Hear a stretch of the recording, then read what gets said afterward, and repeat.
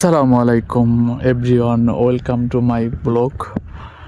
আজকে আসলে আমি চলে আসছি খেজুর বাগানে।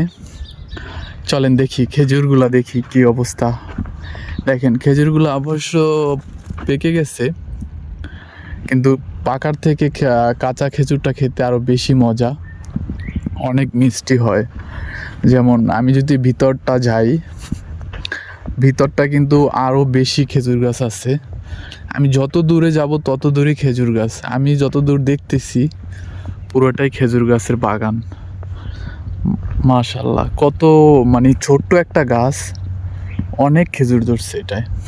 এটাই খেজুর নাই, বাট সামনের গাছগুলো, একটা গাছ দেখা যায়, এটাই তো অনেক খেজুর ধরছে। মাশাল্লাহ মাশাল্লাহ, মানে আমি যদি ঘুরে ঘুরে দেখাই আপনাদের, দেখেন কত খেজুর, মানে ছোট্ট একটা গাছ কিন্তু মাশাল্লাহ কত খেজুর ধরছে। মানে আমি কিভাবে বুঝাইতেছি আপনাদের, যদি কাছ থেকে দেখাই আমি, কিন্তু খেজুরগুলো অনেক মিষ্টি, অনেক। আমি অবশ্য 2-3টা ট্রাই করছি, অনেক মিষ্টি লাগে। আর এগুলো আসলে আমাদের বাংলাদেশে হয় না। আমার বাংলাদেশে তো ছোট ছোট খেজুর হয়, কিন্তু এই দেশে দেখেন একটা গাছ, এই গাছে আরও বেশি আসলে দেখা যায়। মাশাল্লাহ, এই খেজুরগুলা, কিন্তু এগুলো আসলে যদি আমরা আসলে বাংলাদেশ হইতে কাউরে কেউ মানে খাবে তো দূরের কথা, আশেপাশেও আসতে দিত না।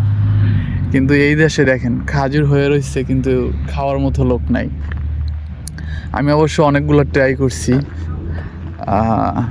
এই পাশটা কাজ চলতেছে, এটা আসলে জাগর বলে, জাগরের ভিতরেই আসলে খেজুরের বাগানটা করছে। মাশাল্লাহ অনেক সুন্দর।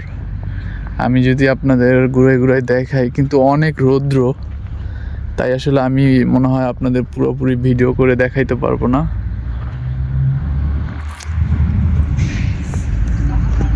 কিন্তু ওই পাশটা দেখা যায় আবার সুইমিং পুলের মতো করছে,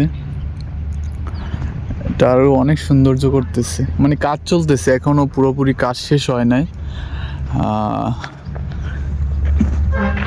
এই দিকটা, এই দিকটা আবার হাঁস মুরগি আর আসলে করে, হাঁস মুরগির খামার আছে এই পাশে।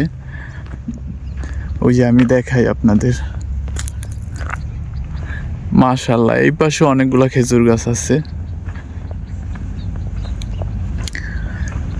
সব থেকে বড় বিষয় হলে এখানে যারা কাজ করে সবই হয়েছে বাঙালি, কারণ বাঙালি এই সব মানে এগুলা দেখাশোনার দায়িত্বে থাকে। অন্য কান্ট্রির লোক খুবই কম থাকে।